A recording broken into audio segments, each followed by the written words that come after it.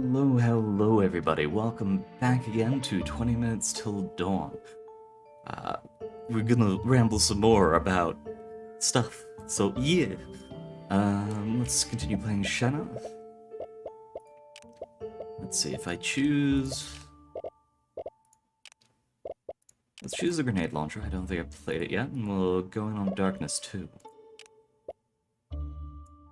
Oh, we have the temple and the pumpkin patch. Let's try out the temple.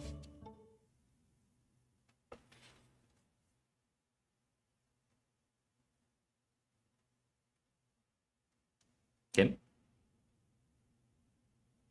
Hello? There we go. Alright, so we got these pillars. It looks like we've got an enclosed area, so we can't go too far.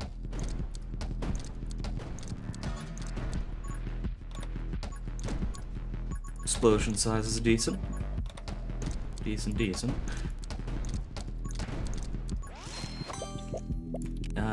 Reload rate. Yeah, reload rate can't really go wrong. We do have to keep in mind if the enemies get too close, then our shots will hurt us as per the description of this weapon. But I don't think that'll be too much of an issue for too long.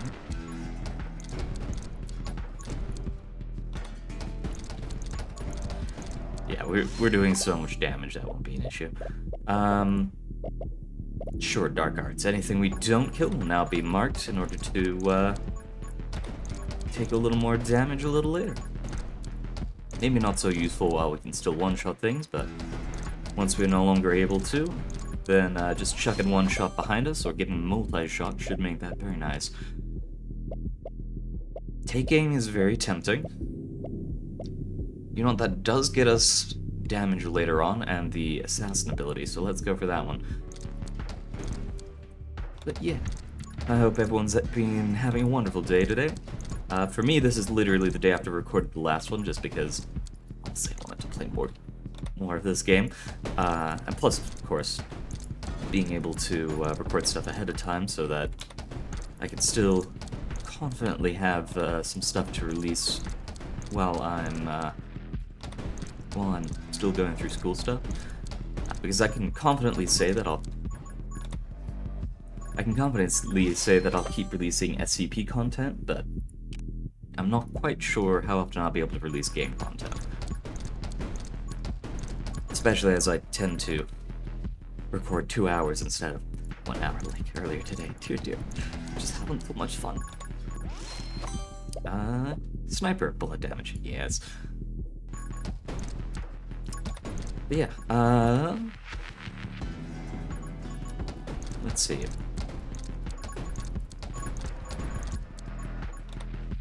Yes, we were going to talk about, what's it called? We're going to talk about 40k. Also, apologies, it's the day after I recorded the last one, but, I've just woken up. Yeah, so 40k, lore stuff. So, that big old war thing that happened before, that happened because there was once a race of people called, I believe originally it was the Necrontyr, or it became the Necrontyr. I forget which one of the two it is. Either way, they existed on a planet. There are a lot of explosive guys. They existed on a planet that was just absolute hell. Whatever they did, they were not able to survive past, I think it was 1/10 of what their lifespan should have been. And that was just because their sun let off such horrible radiation. And this might not be exactly right, but it's close enough to have me be confident in saying it. But it put off such horrible radiation that they just were not able to live. And, yeah, so suffice it to say, they were not happy about that. So when they finally started getting into space and meeting other races, they met the old ones, who were so great they could just create other species. They were functionably immortal. And, yeah, just very, very strong people. And they're like, hi, can we can you, like, let us live for just a little bit longer? Like, is there anything you can do to help us with that? They knew the answer was yes to if they can help. But the Great Old Ones said, sorry, we aren't gonna help you. We have a policy to not interfere with other creatures.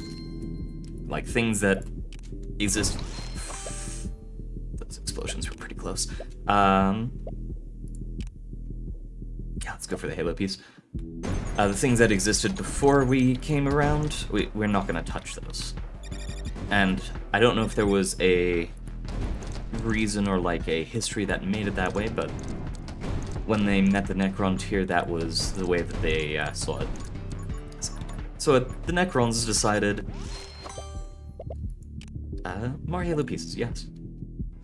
The Necrons decided, you know what? You're gonna be like this, we're gonna declare war on you. And things went horribly. Like, not just badly, but, like, truly horribly for them. There was practically zero chance for them to win this, but they fought anyway. Because, I mean, they're all gonna die anyway. Why not at least fight for the chance to live? Or get payback, or however exactly you want to put it. If I remember correctly, there were also political situations at the time. Did we lose our shield there? Yep. Okay. There were also political situations at the time where the Empire was not doing its best. If I remember correctly, they were beginning to just fall apart. And during this time, they were very much losing the war. Things were not going well for them.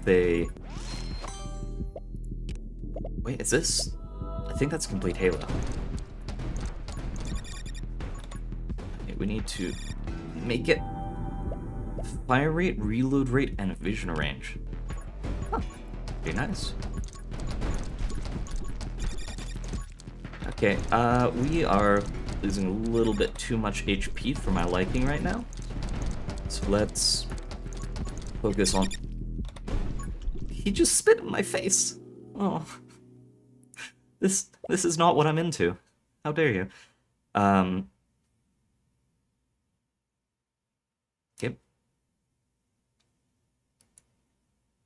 Game? Oh no, we have the blue ring of death. Not responding. Oh, that's back. There we go. But yeah, things were not going well. They did it more continuing the war because political reasons. And that was when they discovered that there was something big eating their home star. I don't know if they discovered that it was eating it, but they knew there was something at their star. And so they took a look at it and went, oh my god, it's so powerful. And at this time, the thing didn't... I haven't read the material firsthand, but I believe the description is something along the lines of, it didn't quite exist yet. And someone will correct me in the comments if that's not the case, because I know people who like 40k. It's what they would do. But yeah, so they talked to the thing after finding out how to talk to the thing, and went, hey, we want to be immortal and win this war. Can you help us with that? And it said, yes, but you will have to build me a body. And so, using the help and knowledge of the big thing that I believe at this point were called Catan, they built it a body. And so, the great sky thing that is called a Catan got a body. And it kept its promise. It made it so that the Necrons could live forever.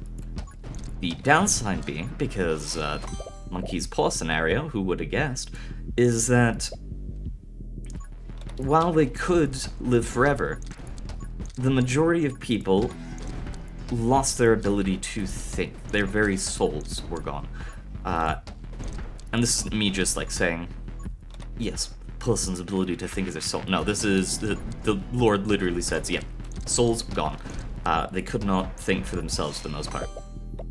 And some of them still could. There were the higher-ups in the government or military or whatever. Katan's or Catan. Fuck, brain has died.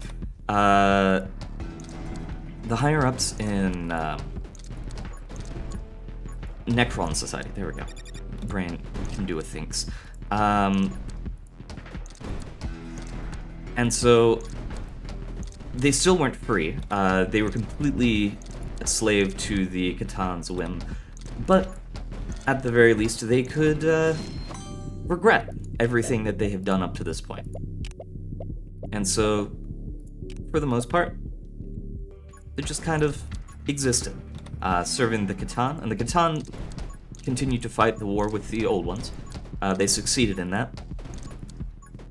When we go a little bit more over the orcs and all of that stuff later, we'll get into a little more detail on how it all shuffled out, but in effect, the Catan very much won. The Great Old Ones at this point were yeeted from existence.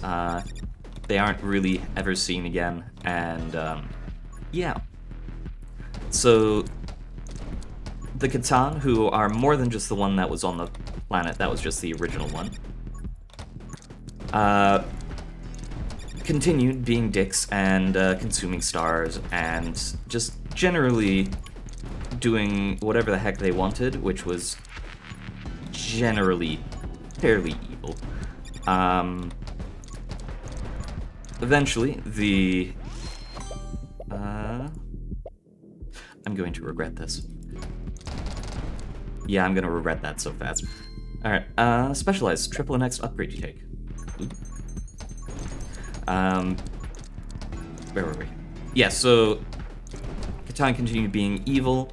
The King of the Necrons, who I don't remember his name, but he's someone that eventually becomes a very important person in...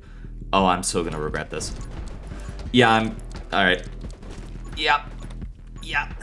Shouldn't have taken that one. Do not take Splinter. Yep. Okay, don't take Splinter with this guy. Or this guy. This weapon. That's a terrible idea. Yeah, eventually the king, I believe, it might have been someone else, but I believe it was the king, took one of the weapons that the Catan created after they had wiped out the old ones, and used it to stab them in the back. And not just stab them in the back, but do the damn closest thing they could do to killing one of the immortal beings that ruled above them. It was a, like, truly universe-shattering event, and from then on, the, rate of fire. From then on, the, Necrons basically overthrew their masters and just did what they wanted to. Which, I mean, yeah, fair enough. You controlled for a long time. You want to just overthrow them and just live your own life. So, that happened. By the end of it, they were so weakened that the orcs and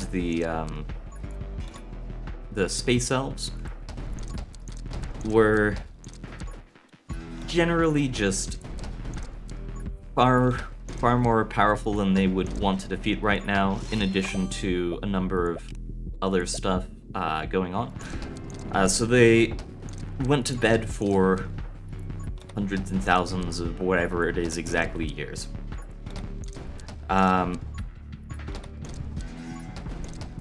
And then in the 41st millennia, or whenever exactly it was when they first started, they started waking back up again, and generally deciding they are the king of everything.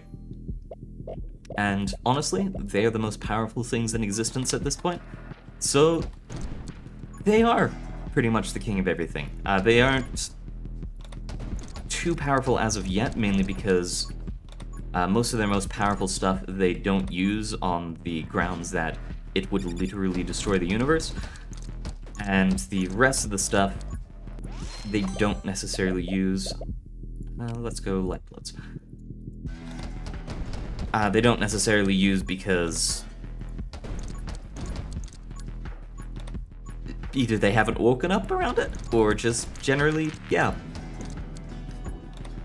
So the... Okay, we don't want to be getting too close.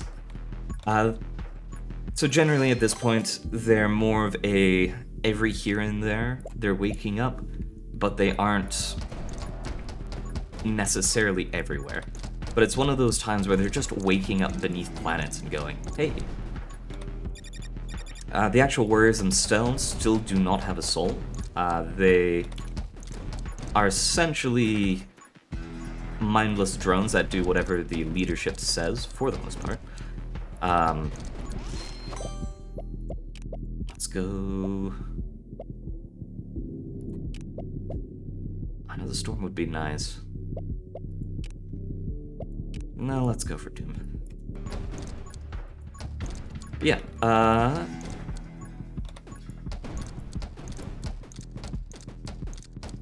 their actual bodies are functionally immortal. It is still possible-ish to kill a Necron, but for the most part, they're nigh indestructible machines that, when they are destroyed, can fairly confidently be repaired and resurrected, depending, of course, on how thoroughly they're killed, but it is still generally possible. A lot of the times as well, when they're killed, they are automatically teleported back to some sort of repair chamber in order to allow them to continue to live, which, you know, just adds to the difficulty of actually bringing them back to life. They have people who specifically have control over traveling through time, which is a thing in 40k, and not just to the Necrons. Other people have said very hesitantly the ability to travel through time. Most of it is just accidental traveling through time through the warp, which we'll get onto later, because while it isn't something that the Necrons used a whole lot from what I remember, in fact they have a lot of stuff that negate warp use, it does become relevant, especially for a few of the other races. Specialized triply effect to the next upgrade. Speaking of which, we have the next upgrade. Rubber bullets, don't think we need, because that's more likely to just fly back in my face. Wait, Siege? Is this infinite ammo? Hold on. Oh my god. Okay, that... I wasn't expecting that entirely to work. Yeah, so other things that the weapons, or the Necrons have, the weapons, yes. The Necrons have the ability to, they essentially have a button that allows them to just go, I'm going to explode this star. And it could be any star within the universe, which is just, yeah. That's one of the ones where they don't use it so much because, it could accidentally set off a chain reaction that destroys all stars in the universe, which, kind of need the stars for the universe to properly function. Unless you want to wait for more stars to generate, but that tends to take a while. But yeah, if they decide something is too much of a threat, they just supernova the nearby star, and there you go. Okay, we're gonna need some movement speed soon. I'm getting a feeling that that's gonna be important. Slip fire. I did see movement speed. Yep, okay. That was very difficult at the end. Alright. Quit the menu. We'll try out a different gun. That might be a little more useful as a weapon when you're not in the one where everything's gonna explode every second. For now, let's go... Let's see.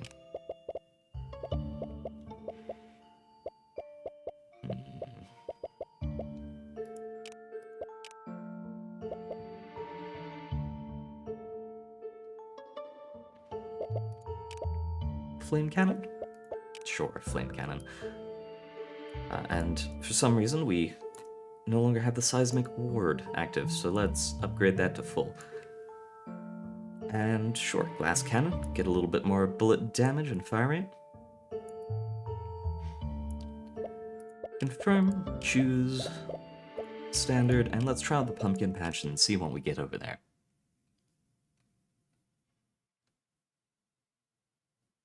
Please don't crash. That would be very Hey, there we go.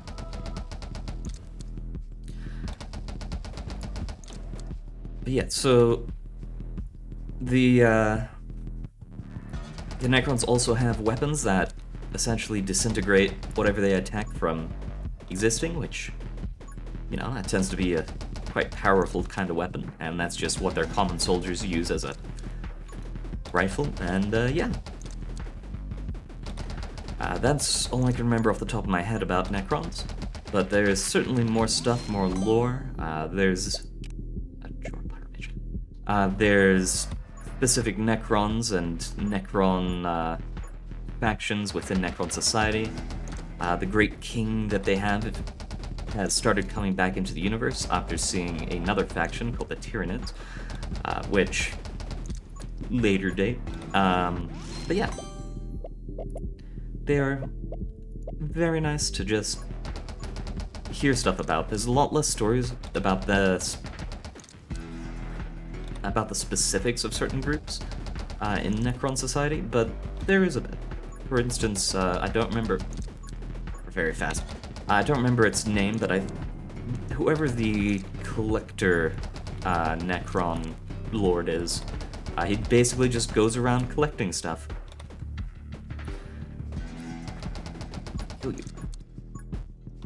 Let's see, what next?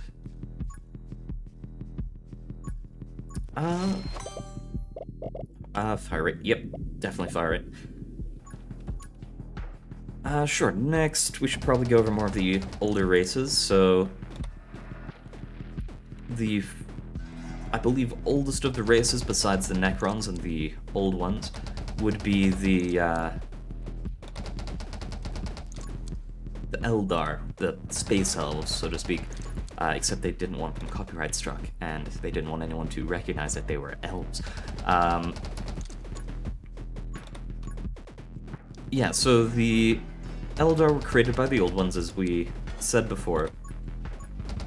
And they were created to have access to psychic powers. One of the first races with access. I think the old ones also had access, but I'm probably wrong on that one. Up until this point, I believe the most notable thing that people did with the warp and all the psychic stuff related to it was that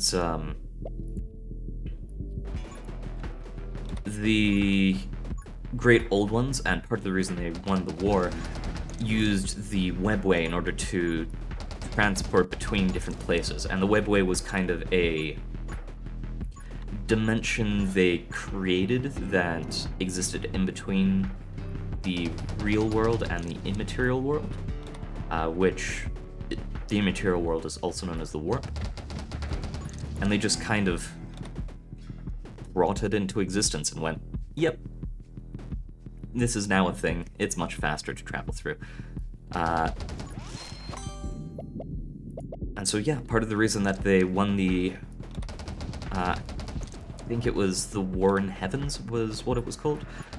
And there were a few wars in Heavens, if I remember right, but that was something that was very vague when it was introduced to me. Yeah, so they use that to travel about, Then they made the Eldar, who were specifically created to be able to have interactions with the warp and the Immaterium. And one of the things about the Immaterium is that it reflects the consciousness of all the living creatures that existed before, or sorry, that exist in the Materium. Just the warp reflects all of that. So everyone's beliefs, fears, other stuff are all made real using that. If, of course, you have run.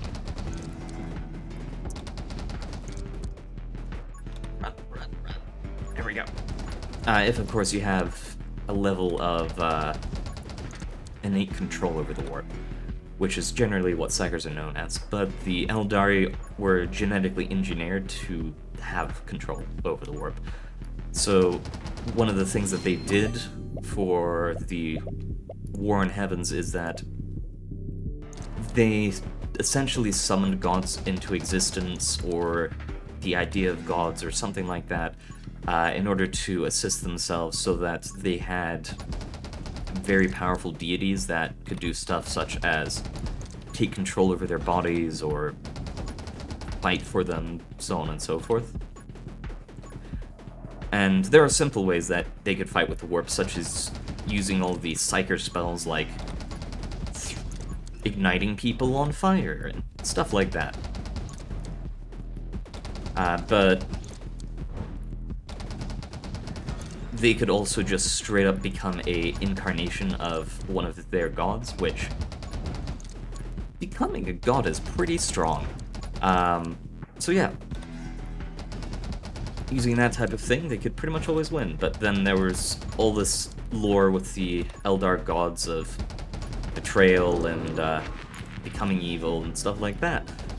So yeah, I'm not going to try and get into that all. All that I'm going to say, because it's all that I really remember, is that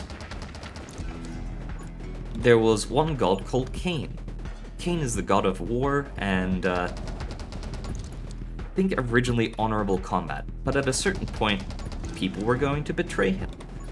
And at this point, he didn't like that. It wasn't a good idea for him, you know, having people betray you. You know what, let's take tome speed. Oh, yeah, that's fast, alright. Yeah, he didn't like the idea of people going to kill him, so he fought back. And yeah, that essentially tore the Eldar gods apart, and yeah, not great stuff were happening that day. And partially because of that, the Eldar just kind of lost all of the prior prestige and power that they once held, and started fading into triple the effect in the next up. Yes. Let's hope we can get a good upgrade for that one.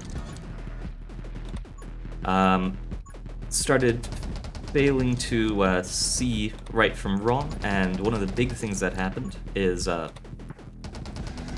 there were primordial gods within chaos.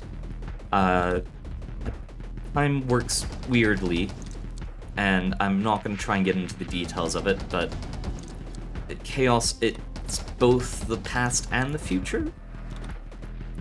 And yet, despite that, chaos gods can be newly birthed into existence. They haven't necessarily always existed, except they also have always existed. I'm not really sure how best to put it other than that, but yes. Just keep running, just keep running. So yeah, the Eldar being, frankly, nigh immortal creatures who, whenever they did die, their souls just waited around in the warp until they would next exist again. Just kind of went to increasing and increasing length of feeling the extremities of life, and not all of them did it. There were a fair number of them that decided to leave before all of this was happening. And of course others who tried to stop it from happening. But, yeah, it continued happening. And so the sheer amount of excess and just lust and all the terrible stuff that happened made reality kind of tear asunder. I believe this is when a massive breach into the warp happened in the center of the galaxy. Well, near enough to the center. Yeah, it birthed the Chaos God Slanesh, who had also always existed. So I'm not really sure how he was birthed, or it was birthed, but yeah. And so that really just screwed over all of Eldar existence, because Slanesh being born with... well, born from essentially the excess pleasure and lust of an entire species gone to such a brink that it literally created a god of chaos from it. Yeah, it developed a hankering for Eldar souls, so now, not only does it try to specifically slay all Eldar, it consumes their souls and forever damns them to torture. Which, I don't know about you, but it doesn't sound fun. Doesn't sound fun at all. So yeah. From there, the Eldar split off into two main categories and probably a few sub-ones. There are the Craft World Eldar, who basically renounced their old ways and went... well, some renounced, some already had renounced. Basically went, okay, how do we not anymore? And so they did their best to survive. Also, as of note, Slanesh, at this point, having gained a hunger for Eldar souls, is slowly just eating away at all the Eldar in existence. Which, I don't know about you, but having a giant creature in the immaterial world just slowly munching down on your soul doesn't sound like it would feel very good. So the Craft World Eldar renounced their ways. They developed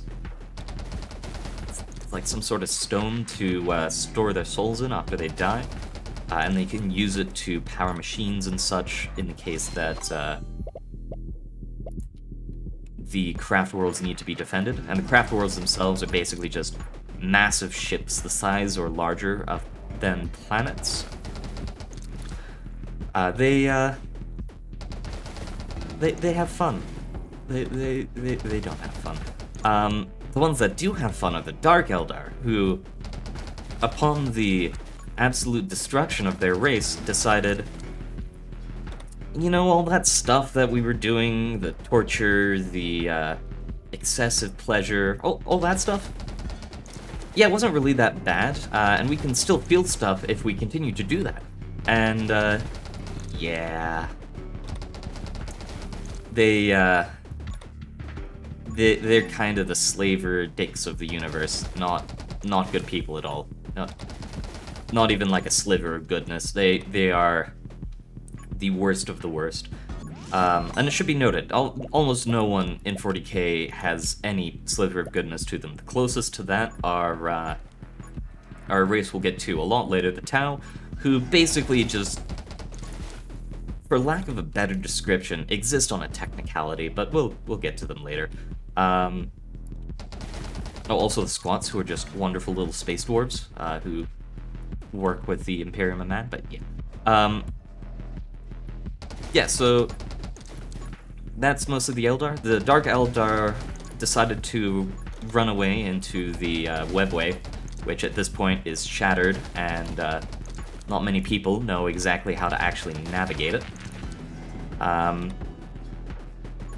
And yeah, they torture stuff, they hide from demon incursions that regularly happen through a essentially open hole in the side of the webway right next to their major city.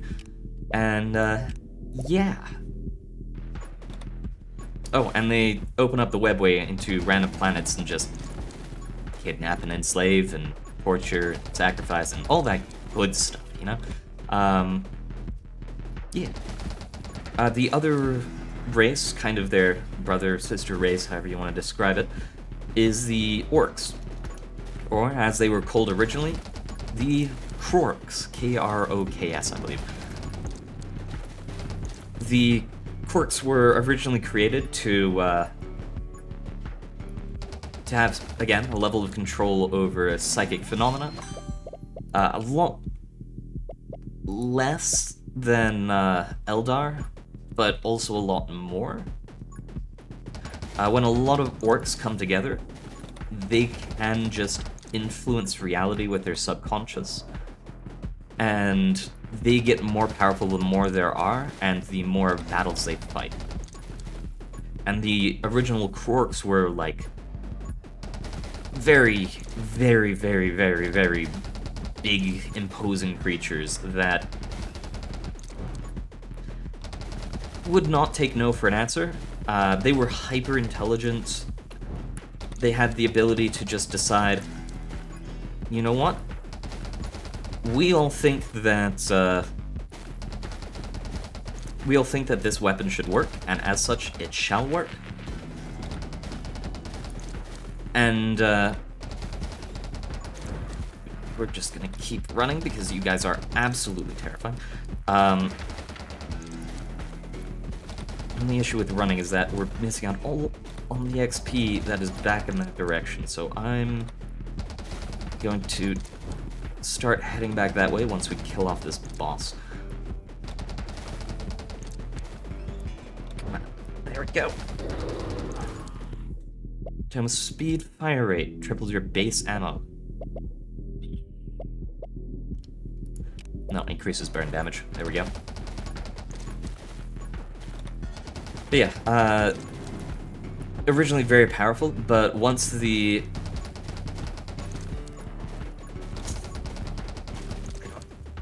yep, we took damage. Okay. Once the Necron disappeared, there was no one for them to really fight. So their abilities started degenerating until they came to become the greenskins there are today. As noted before, if they believe something is, if there's enough of them believing it, it will come true. Or if there are powerful enough existences among them, it will come true. Let's change over to dual SMGs? Sure.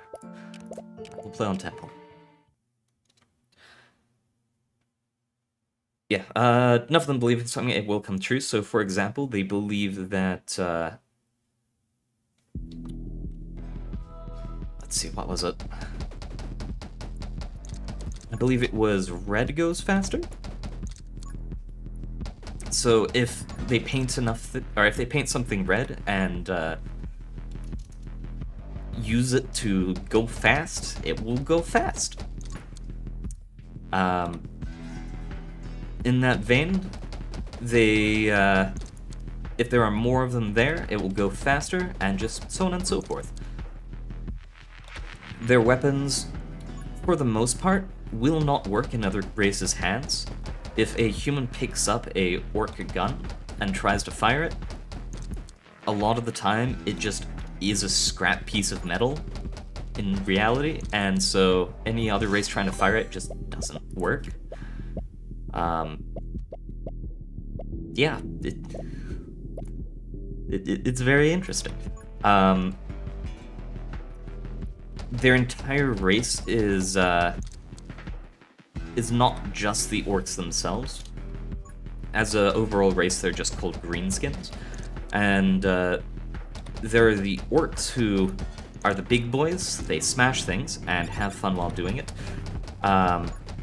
There are the, for lack of a better word, because I can't remember what they're actually called, the goblins. They are smaller orcs who are generally useful in that they just kind of do the daily grunt work of everything. They're also just regularly destroyed and eaten by the larger orcs, because in orc society, the bigger you are, the more power you have. It's like how kings used to get really, really fat. If they were fat, in that case, it was because they had power. In this case, technically yes, but also you are fat, or more specifically just large and imposing, because you are powerful.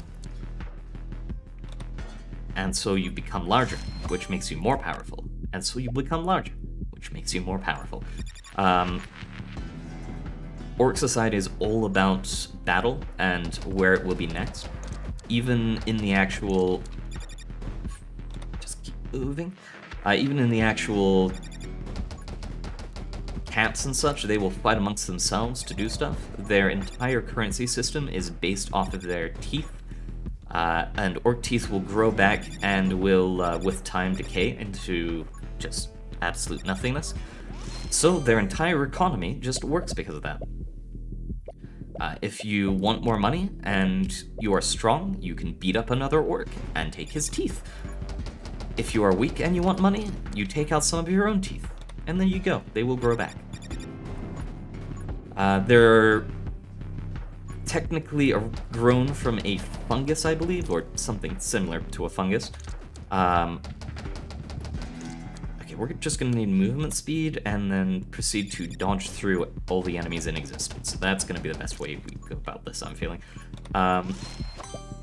Speaking of movement speed, here we go. But yeah, grown from essentially a moss. When they are killed or blood is led or whatever else, they let off spores that will then regrow into more orcs, which, you know, if you want to reproduce that way, it's probably pretty efficient. And so, yeah, more battle means more orcs, and the only way to get rid of it is generally fire. But for the most part, if an orc infestation has taken over a world, it's not going away. Pretty much ever. You offer me 2 Halo pieces? How dare you? But yeah. Once the infestation starts, you're stuck with it. Other than that, there are many different kinds. Of course, there were the goblins type that we went over before. There are the squigs, who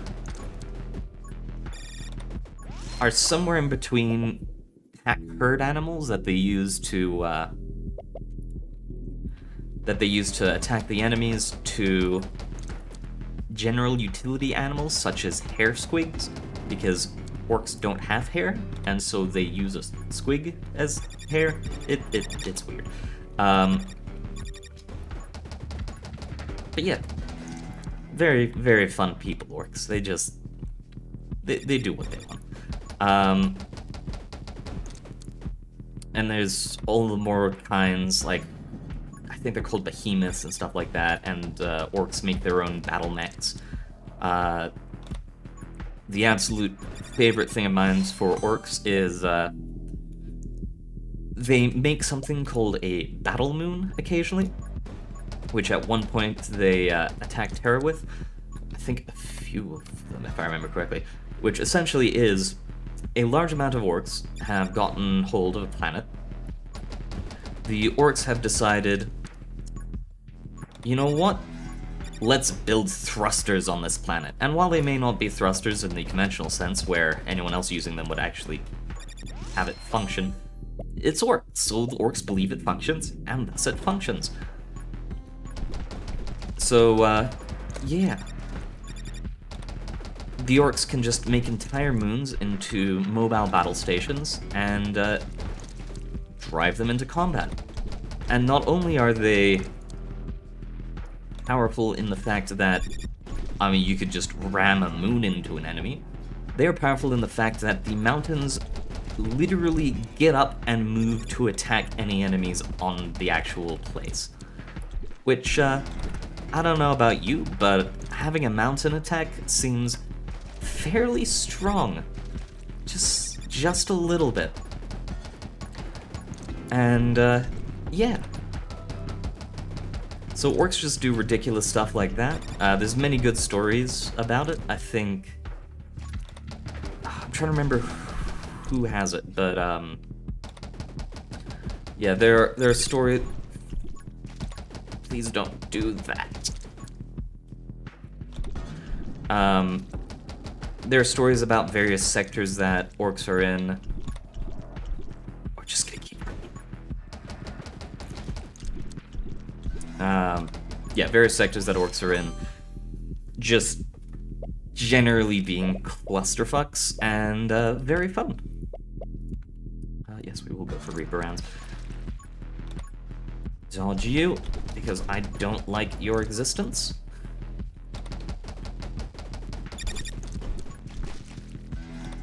We don't have a lot of HP right now,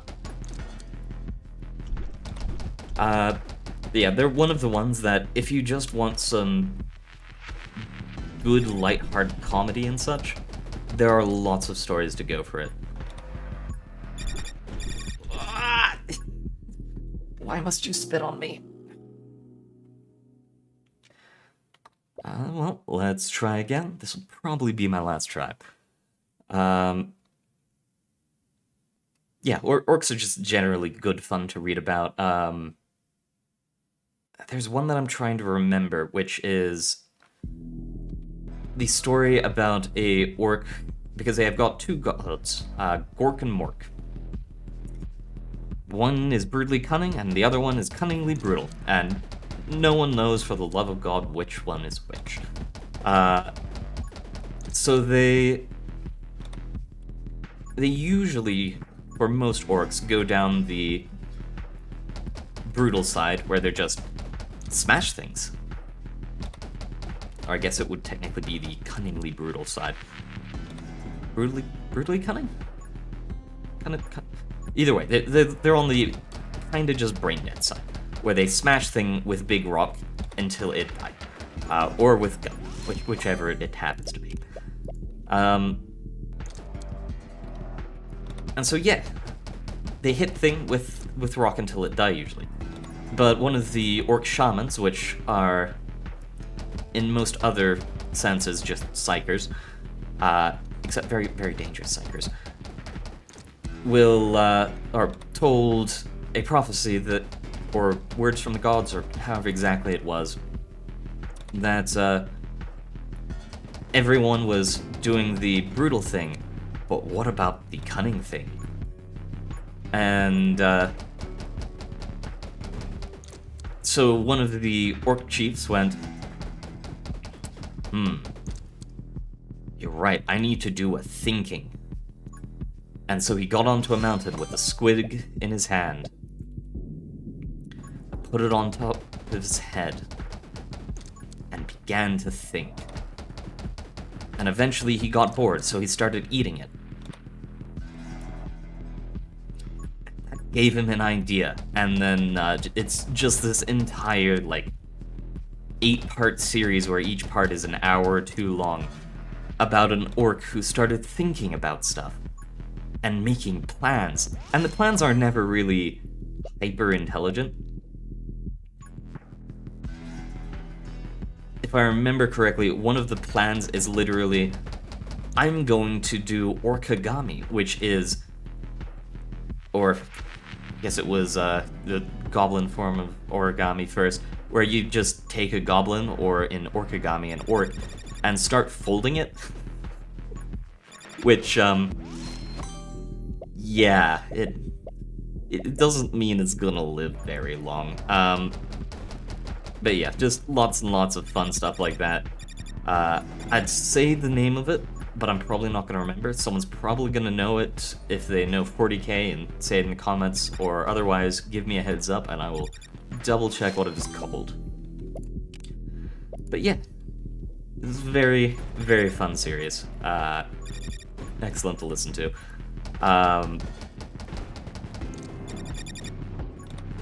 I don't know how it doesn't take damage there.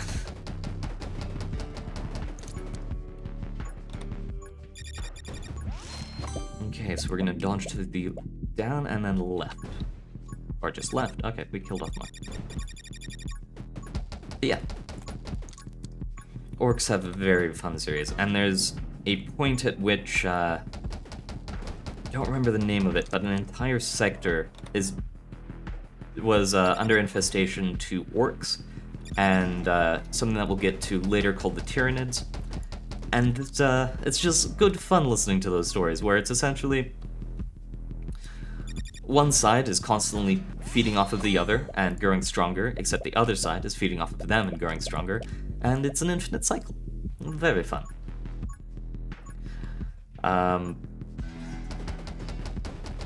Yeah, I believe that one was expanded a lot more with a full book or book series. I'm not entirely sure which. I believe the Inquisitor that caused the entire situation was called Inquisitor Cripman, I believe. Yeah, good fun. Good reads. Oh, triple, okay.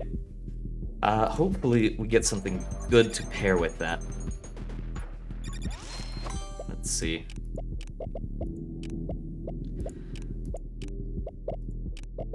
We could just go for dodge.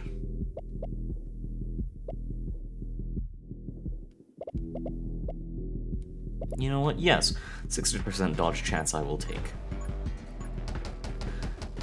But yeah, all good fun from the orc front. Next one, since I guess we started talking about it already, Tyranids. Tyranids are a wonderful race that come from outside of the universe. Yes, dodge, movement, speed, very good things. As far as we can tell, they exist on all universes outside of ours, and they are known as the Great Devourer, because they just eat everything. The Tyranids will show up on a planet. They will kill off everything that resists them. They will infest the planet with stuff on a microbe level to just drain all biological type resources off of the planet. I think they absorb DNA in order to better use it later. They will learn every time they die, and they work off of a hive mind system that's somewhere in between an ant hive mind, where they're just running off of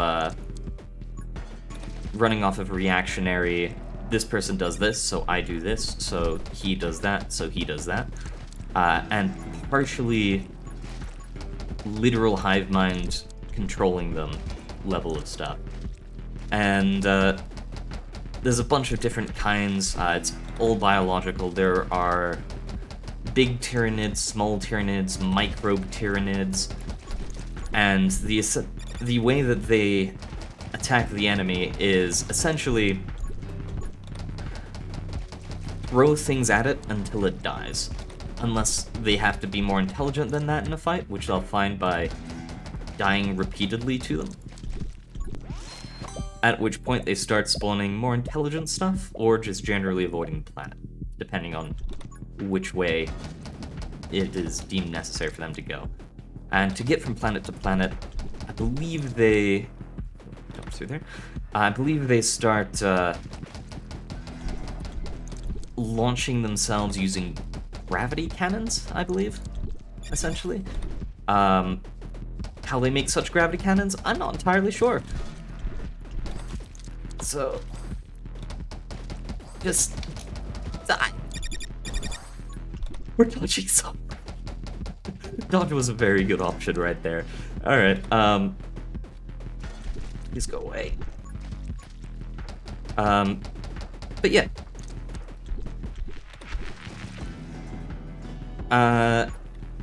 All the bio stuff that they consume, they will then create more Tyranids off of, and it's just one big cycle.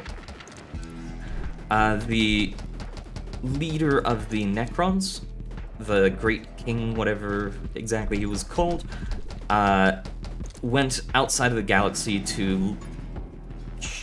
There we go. Went outside of the galaxy to look for more threats, and, like, see what exactly would be an issue to his people. And he came to the realization that it was the Tyranids. The Tyranids are going to be the issue to everything in the galaxy. Less so his people, because his people are just robots, and we couldn't now dodge it. Feels bad. But yeah, his people were just robots, so there wasn't much to infest or take over, but they would kill all the people, and he wanted to return to his people to biological form in the future, so it would be an issue. But that's where we're going to end it today. We've almost reached an hour, and I should probably get some breakfast. That's probably a good idea, and maybe drink some water. So, thank you all very much for coming. It's been a wonder playing for you and just rambling on about random things 40k, but I'll see you in the future. Thank you very much for coming. And goodbye.